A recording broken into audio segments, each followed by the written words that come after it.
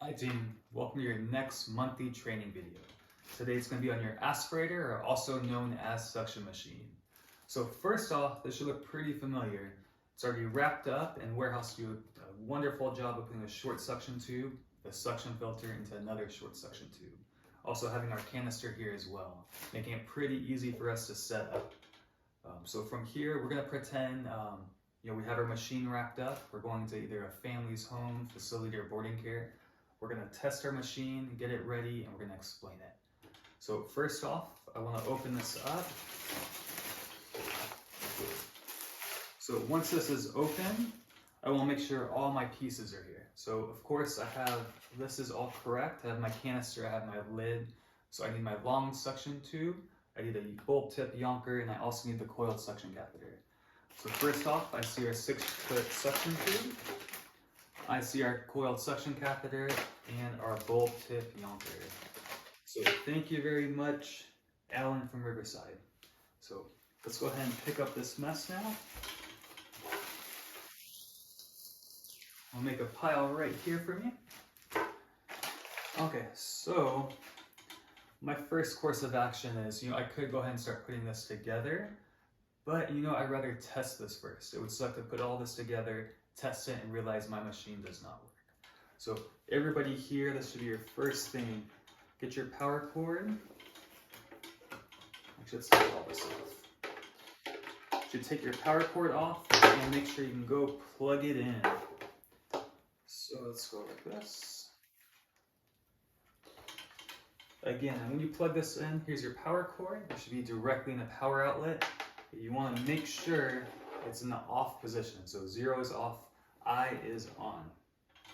So we are off. We're plugged in. So how we test this, I'm making a mess already. How we test this, again, we're off already, which is great. We have our pressure gauge, we have our pressure knob, and we have our suction port here. We're going to turn our machine on. We're going to cover up with our finger this port. And what we're going to see is our pressure gauge surpass 40, which really is halfway. So it's going to be a little loud, but let's go ahead and do that. So we're going to turn it on. Our compressor is on. We're going to cover up. We're at 60. So that's optimal. This machine's going to work just fine. For the rare occurrence, maybe this is below 40 or below halfway. We could turn this machine on, and with our pressure knob here, we can increase and decrease suction. So same thing, we'll turn our machine back on. I'll cover this up. And again, increase and decrease with our knob. Okay, so our machine's working great. From here, I want to put everything together. So first off, I'm going to unplug this power cord. You're going to notice when you explain this to a family or anyone for the first time, it's pretty overwhelming and even intimidating. So I like to make this look as neat as possible. So I'll wrap up my cord. Some suction machines have a nice plastic on the side that you can actually made to wrap it up and we make it look nice. From here, this looks just as nice. We'll tuck this away.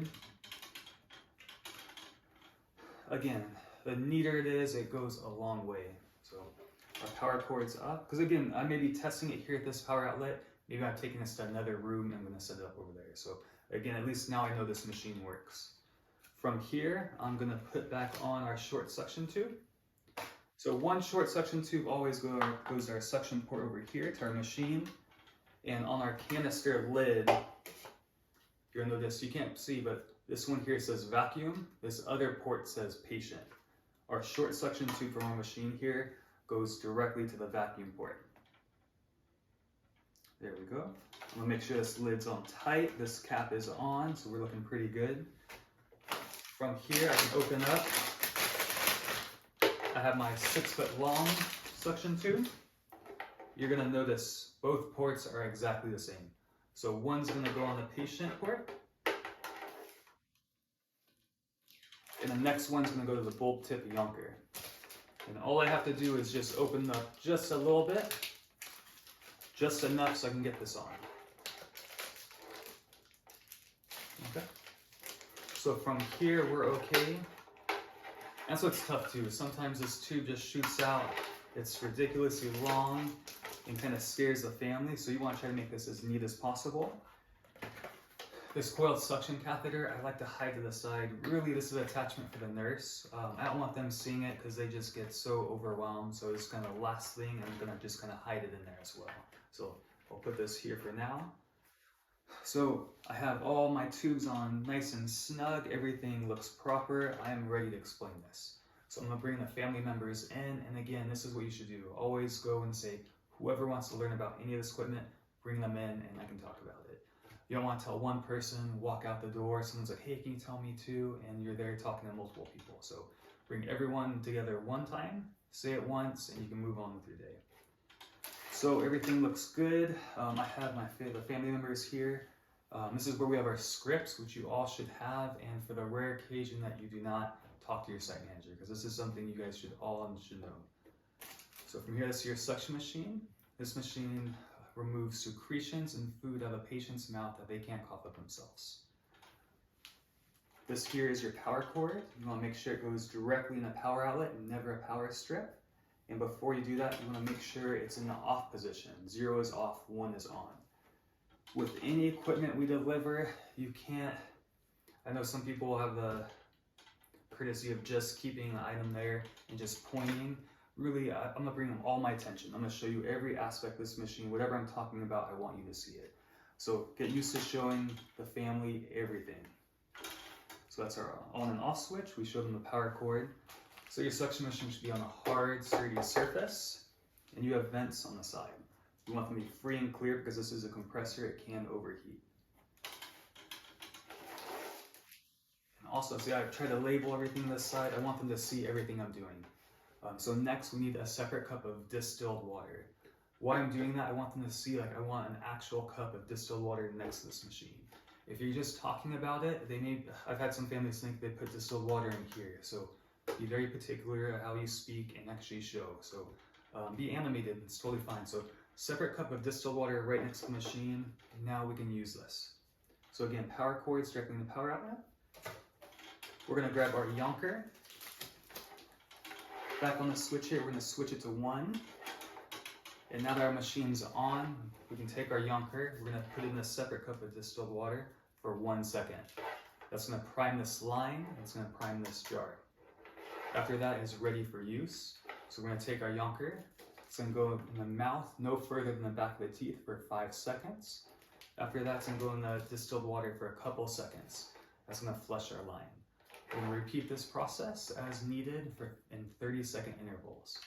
Once the patient's comfortable, we can turn off our machine. Again, the machine's up and back, we'll turn it to 0.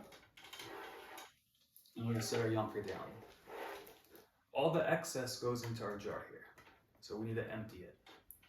We're going to take off our long suction tube, our short suction tube. Ooh, that was tight. From here, we can pick this up. And you want to be really gentle, because I'm imagining there's liquids in here. When we take this lid off, we want to open up away from ourselves, and you want to let them know too, this is not a twist lid, it just pops right off. So once we pop it off, we can pour out our excess, we can rinse this with lukewarm water, and we can put this back on. You want to show the family members this. This here is a suction shutoff filter, this little white filter here. The reason I show them that is we get many service calls on it. So for instance, maybe the family popped this cap off. It was filled about halfway, so when they pour this excess out, the water touched the filter inside. When that happens, it won't suction anymore. So for a rare occurrence that does happen, we can tell the family, take your lid off, sit on a paper towel for about 15 minutes, and it'll be ready for use. So we want to stay away from that, so I like telling, take off your tubing, take the whole lid off, pour out your excess, and rinse this off. Then make sure everything's tight. We can put this back on. And if you remember, your short suction tube from your machine goes to the vacuum up top. And this goes to the patient, so this is going to go into the patient port.